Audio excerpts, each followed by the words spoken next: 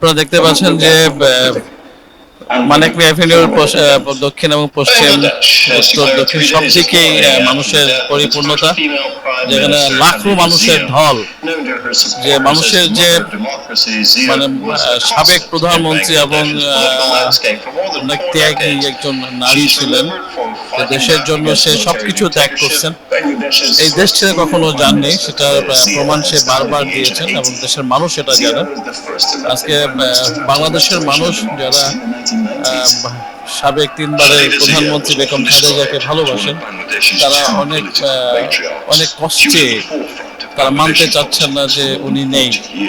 ওনাদের সবাই ধারণা ছিল এবার উনি থাকবে তাদের পাশে এবং দেশের উন্নয়নের জন্য কাজ করবে।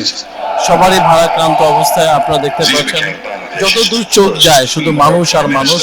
আপনারা চাইলে এই যে সামনে যে জায়গাটা ব্লাইন্ড ছিল, সেই জায়গাটাও ফুলফিল হয়ে গেছে, যেখানে আপনারা দেখতে পাচ্ছেন কোনো মানুষের এখনো জায়গা নেই। এবং মিরপুর রাস্তা যে ব্যারিকেড ছিল সংসদ ভবনে, সেই ব্যারিকেড শেষে প্রশাসনিক লোকেরা ভেঙে দিচ্ছে, যে ঢোকার জন্য মানুষ ঢোকার জায়গা পাচ্ছে না।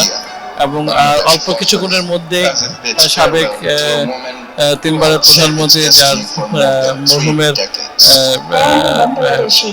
মাইয়াতকে আনা হবে এই মঞ্চে, যে মঞ্চটা আমরা দেখাবো, আমাদের পিছনে আছে মঞ্চটা, একটু দেখানোর চেষ্টা করব যে সেখানে খুবই সিকিউরিটির ভিতরে এবং খুবই নিরাপত্তার মধ্যে করা হচ্ছে, এবং সেটা আপনারা দেখতে পাচ্ছেন।